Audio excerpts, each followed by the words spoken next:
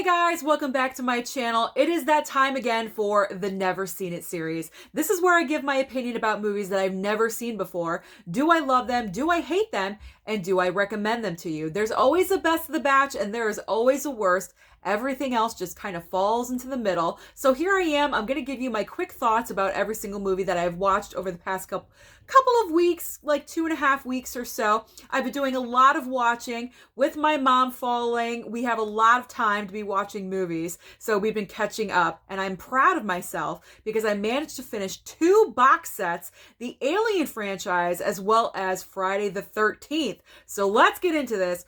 What did I love this time around? Well, I have 3 top choices, and my first one that I'm going to start with is The Last Duel. We watched this last night, my mom and I, and then dad kind of came into the middle of it. This is a great, underrated movie in my opinion. If I saw this in 2021, this would have cracked my top 10 of the year, definitely. Directed by Ridley Scott, Ben Affleck, Matt Damon, you know my love of Adam Driver, and then Jodie Comer puts out one hell of a performance in this film. It is long. It's about 2.5 hours, but it does not feel like that because the pace of this film is very nice. It's very steady. It felt like it was about an hour and 50 minutes. It did not feel like 2.5 hours. So they did a great job with the pacing of this film, and I just really enjoyed it. The subject matter as a whole is not the most enjoyable subject matter to watch. However, the performances just really overtook the subject, the content of the movie, and I highly enjoyed it. So if you have not seen The Last Duel, I really do recommend this. Either pick it up on 4K. I wish I waited for the 4K. I picked up the Blu-ray, but pick up the 4K, or it's currently airing on HBO Max right now. So if you have HBO Max, then you can stream it as well if you don't want to pick it up. So definitely recommend The Last Duel. Up next is Pig.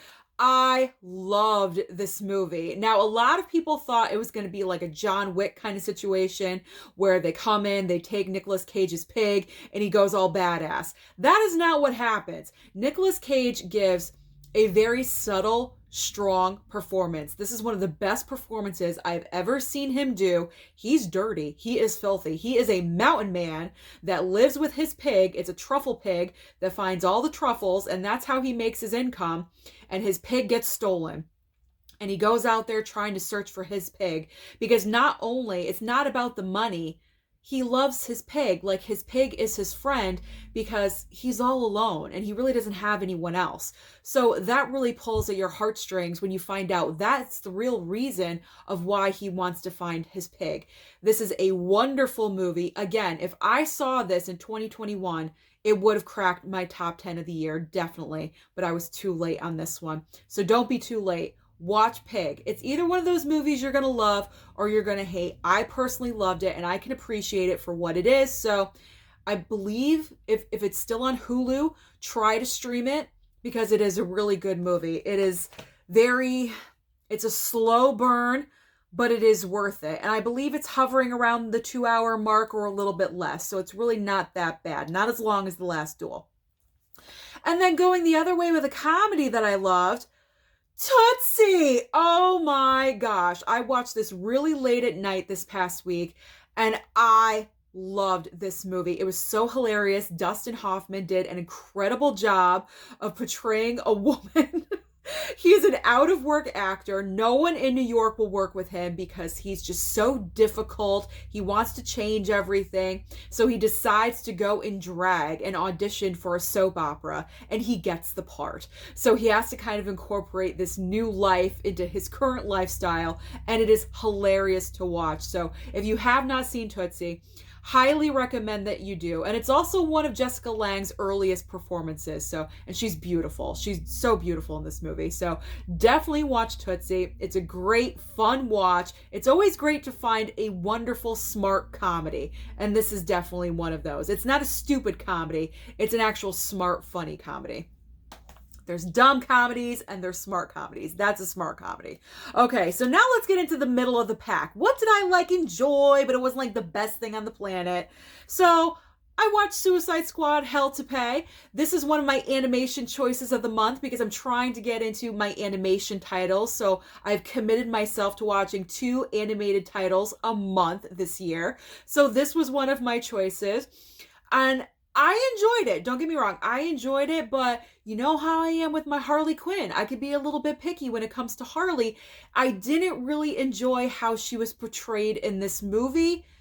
Granted, it is animated, so I don't want to get too serious about it, but I didn't really like how she looked in the face, and I didn't really like the voice actress that they chose to do that. I don't know who portrayed the voice in the role of Hell to Pay for Harley Quinn, but other than that, it was a decent, fun watch. It was good to see the Suicide Squad in an animated version, so it was a lot of fun, and it makes me want to watch more DC animation, if that is a good positive thing, which I think it is. So, Suicide Squad Hell to Pay, it's a good, fun watch. It's about an hour and 20 minutes, so it was a nice, quick afternoon watch for me. Then we have the rebooted Friday the 13th. Now, this is recommended by Mama Blu-ray because we watched this a couple nights ago. She really enjoyed this one. It was okay for me. I didn't love it as much as she did. I think as far as reboots go, this is a solid reboot. However, now that the whole Friday the 13th lawsuit has been taken care of, I would really love for them to just reboot the entire franchise. Let's just start over, clean slate, kind of with how they did with Halloween, also with Scream. Let's just reboot this darn thing. It's been way too long. And let's do some justice for Jason because he needs it. But it was fun. It was like a fun, ridiculous watch. It's fine. As far as like a goofy slasher, there's nothing horribly wrong with this. Up next is I almost said Friday the 13th again. Freddy versus Jason. Again, this was a goofy, fun watch. You know everything is impossible.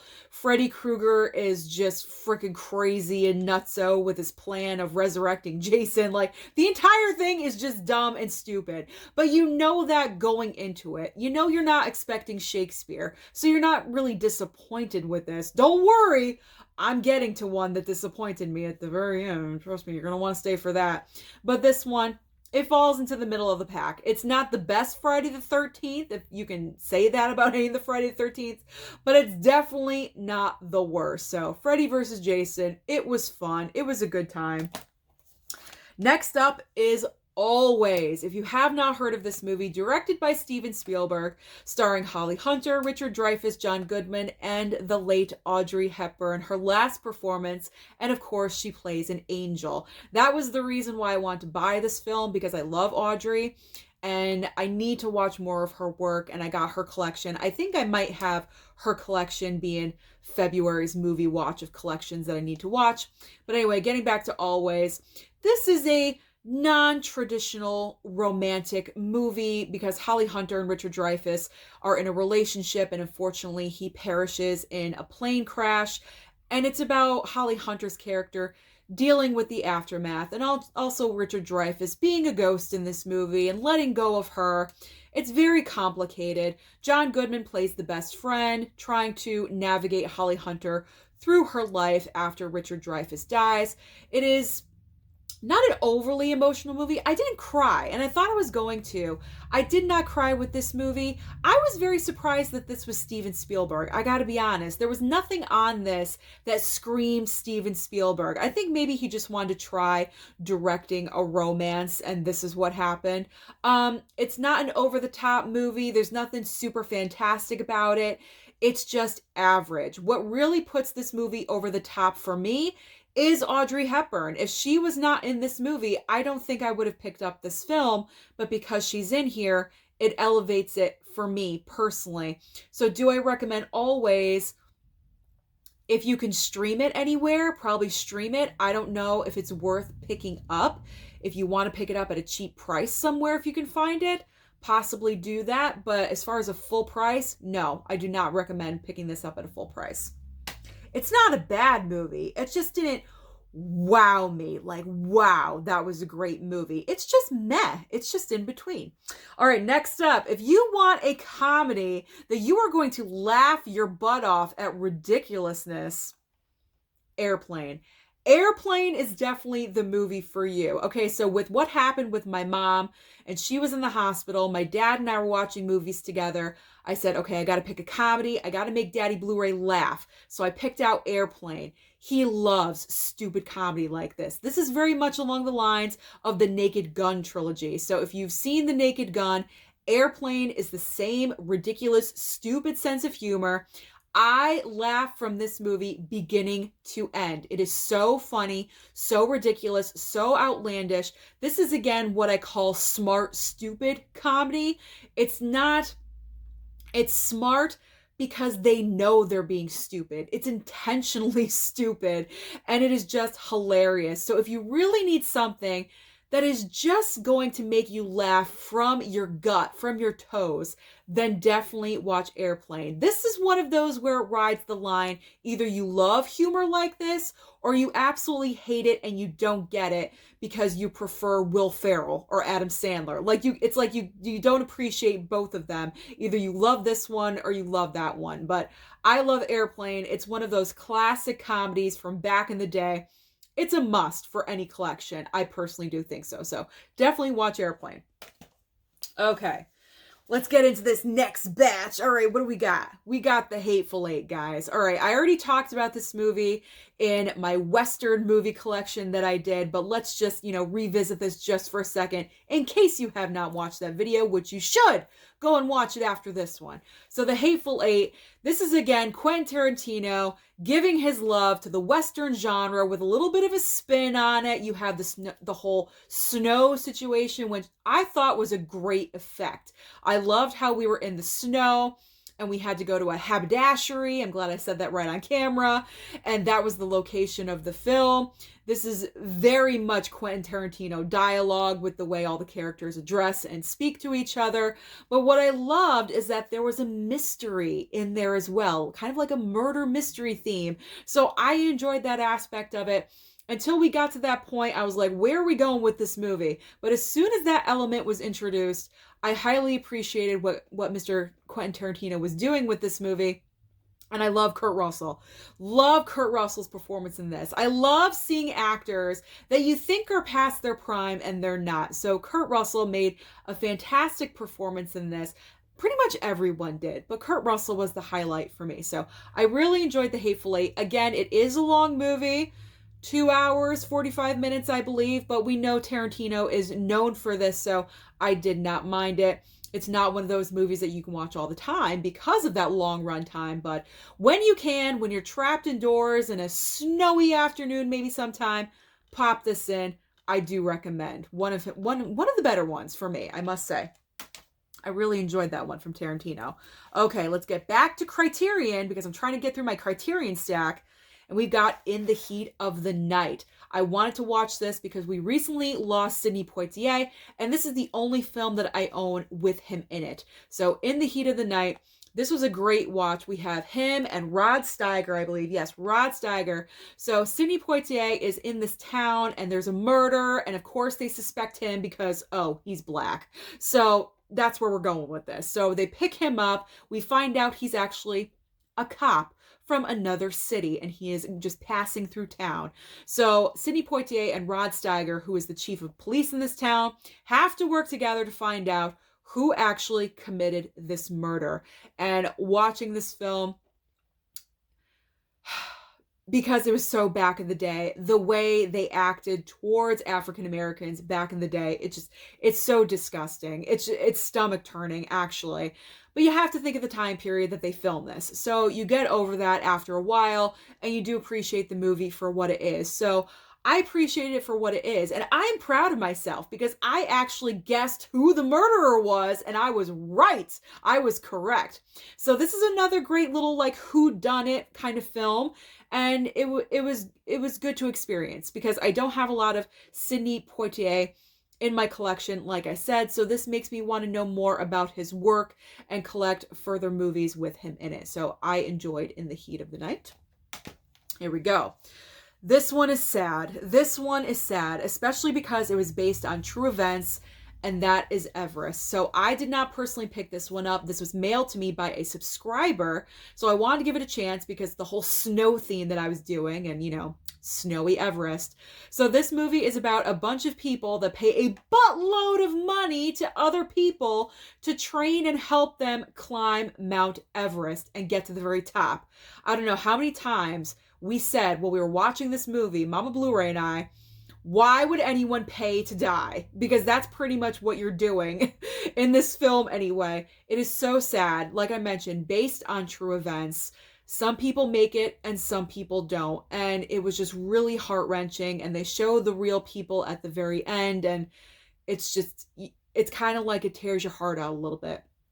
So I don't know how many times I can watch this movie, but I'm glad that I did. And I'm glad that I'm always glad that I can experience a true story of what happened, because I love biographies, can I talk today? Autobiographical material, true stories, true events. I do enjoy those kinds of movies. So this one was definitely a great one to watch and drops knowledge on my brain. Also, Jake Gyllenhaal is in this movie, and that's always a plus because I believe he's underrated. They don't use him that much like they should. So it's great to see him in this, but definitely tears out your heartstrings. So get your box of Kleenex ready if you ever want to watch Everest, because it is a sad film. Continuing on the sad movie train, Saving Private Ryan. Okay. Because I also want to get into my war movies a little bit more. So I want to watch 2 war movies every single month this year until I'm done. So Saving Private Ryan was one of my choices. And that opening scene going onto the beach, holy crap. This is a Steven Spielberg film. You could tell this is a Spielberg movie. Holy crap. The details, oh my God, that was just amazing. Like, you felt like you were there while they were storming the beach. It was absolutely incredible. Tom Hanks puts out one hell of a performance in this movie. It is such a crime that this did not win Best Picture, because Shakespeare in Love was overly campaigned by you-know-who. I'm not even going to say his name because he doesn't even deserve it. But that's one of the biggest mistakes that Oscar could have made, was not giving this Best Picture, because this movie absolutely deserved it. It's such a crime and such a shame, but it is a good watch. Like I said, I don't know how much of a rewatchable it is for me because of the content of what it is. It's not enjoyable to watch. It is extremely graphic, but it is realistic because it needs to be. This happened. These events really happened. So we need to thank and appreciate all of those that did that so we could live like we do today. So I can appreciate Steven Spielberg for the accuracy that he wanted to do with this movie. It is so very difficult to watch, but it can be appreciated. So Saving Private Ryan, definitely a good solid watch, but I don't want to watch it again for a while because it makes me sad. Okay.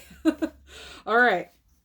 Let's get to my little I need to move around dance. All right, let's get to the final bit of movies here. Another Criterion. We got broadcast news.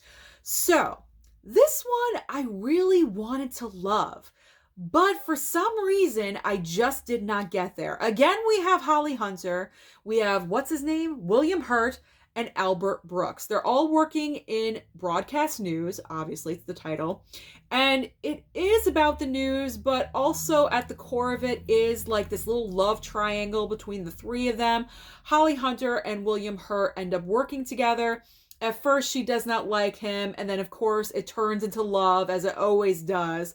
And, of course, Albert Brooks plays her best friend. He's in love with her, but he can't have her because she has feelings for William Hurt. So it's this little triangle going amongst all the news that's happening. And it was just okay. I don't really know what missed the mark for me, but as I'm watching it, I'm like, okay, I'm enjoying this film, but it's not wowing me. It's not blowing my socks off or anything. I'm not really sure. I'm kind of meh. And it's just like, eh. But I will say it's a great alternative for like a Valentine's Day movie. If you don't want a traditional rom-com film, then definitely watch this one because it's not like that. Like the news part of it definitely is the focus of the film, but this can be a great alternative for a rom-com if you don't like stupid rom-coms. Like, I don't really like stupid rom-coms, so you might want to go with this one. Next up, The Huntsman Winters War. Okay. This one was just all right. I can't think of anything truly horrible. It's not a horrible movie. Obviously, it doesn't have Kristen Stewart as Snow White because this is a prequel, sequel, kind of. It's kind of a prequel and kind of a sequel where we just eliminated Snow White because that whole scandal that happened with her and the director of the first movie.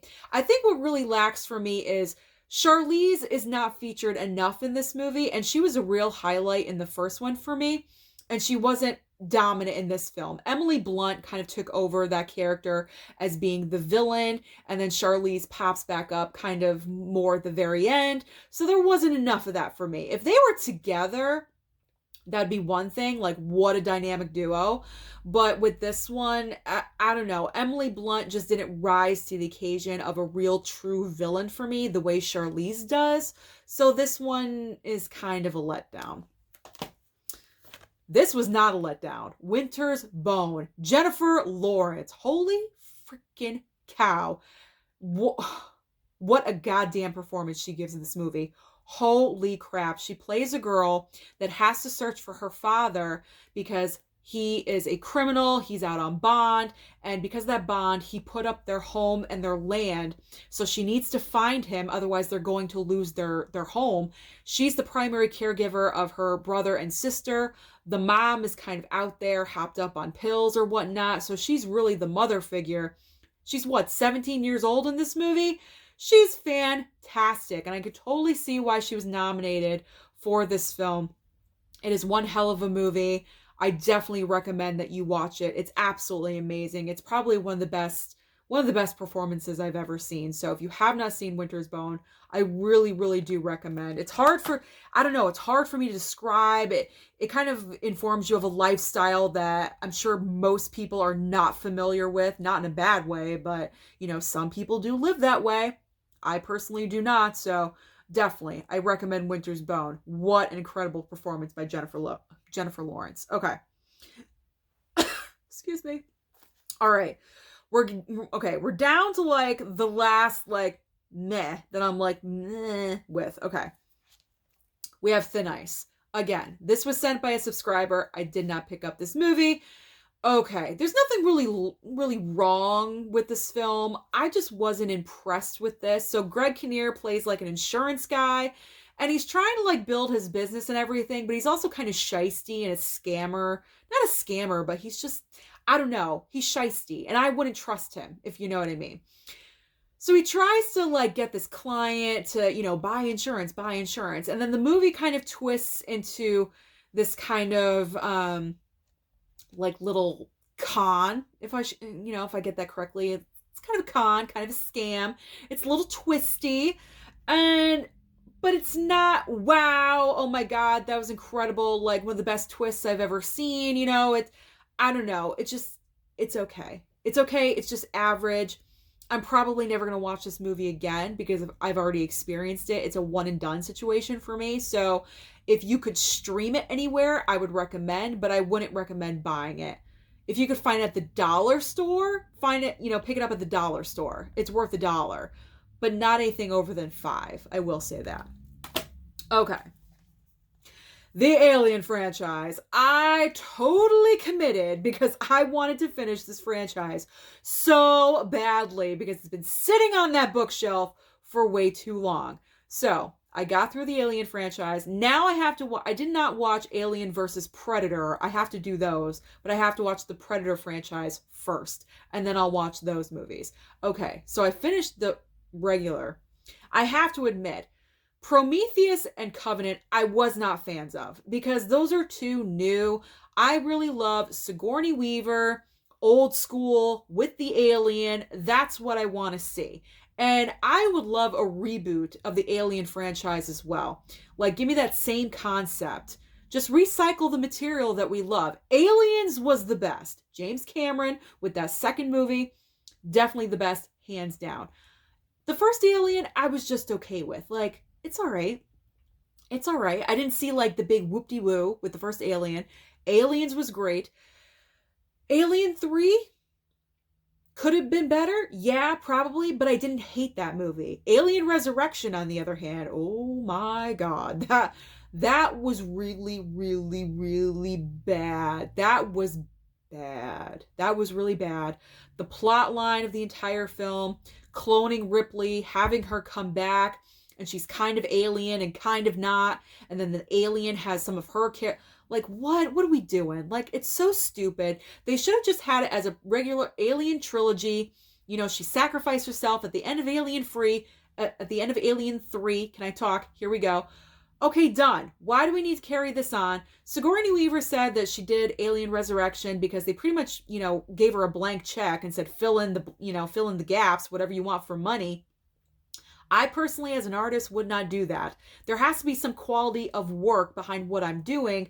Alien Resurrection was a big stinking pile of garbage. So if you do not have to watch that movie, do not do it. Do not waste your time. The script is absolutely horrible. Winona Ryder's acting is wooden. Like, there's no skills there whatsoever. Now, I know she's playing, like, the part that she's playing, I do understand that after the fact, but still, it's pretty bad. And Ron Perlman is just like, you know, whatever in that movie. And like I mentioned, Covenant and Prometheus, I wasn't really the big fans of that because the focus of those movies wasn't really on the aliens. It was more on the people, especially in Prometheus. And the only time I was really into Prometheus was when Charlize was on screen, because everyone else to me was kind of boring. So overall, Alien franchise is kind of weak. It's really weak, actually, because really you only have one great movie, and that's the second one. So Alien, I don't know. I gotta say, you're going like that, because the majority of your films are not good whatsoever, and that is deserving of a reboot. But that's not the worst. That is not the worst movie that I saw, but we are going to continue the trend of going into space with this. Jason X. I don't even have words for how horrible this movie is. When you're going into a horror movie, you automatically know, okay, it's not going to be the best film on the planet. We're not expecting something that's going to win an Academy Award. We already know this. We know the Friday the 13th franchise is absolutely ridiculous. But this was so effing stupid. First of all, I felt the majority of the time I was watching a porno film, because literally every single person was having sex. And I saw more boobs in this movie than I have in probably, I don't know, the month since I watch a lot of horror movies in October. Like, it's been a really long time. So, like, wow. The nudity was everywhere. The sex was everywhere. I'm like, why is everyone having sex on the spaceship? It's freaking ridiculous. Just the fact that you have Jason Voorhees in space. In space! It is so dumb and so ridiculous. But then, when you do kill him in this movie, and we're talking like guts ripped out, you know, the usual thing, he lands on like a regeneration machine that turns him into like this bionic Jason. The mask is completely different. The clothes, no, we're not doing that. Jason is a regular hockey mask with regular ratty clothes. I don't want like, you know, Jason 2.0 with this stupid like silver mask on. No, I ain't digging it. I'm not doing it. So Jason X, I hated this movie. Like, I did not enjoy this one. Probably not going to be watching it again for a very long time, because this movie is so weak. I was torn between this one and Manhattan being the worst of the entire box set. I'm not sure, because both of them are really bad. But as far as this batch of movies, this is definitely the worst that I've been watching. And you know what happens to the worst? They get tossed away. So that is everything that I've been watching over the past couple of weeks. But I want to know, what have you been watching lately? Don't forget to like and subscribe down below. and I'll see you next time.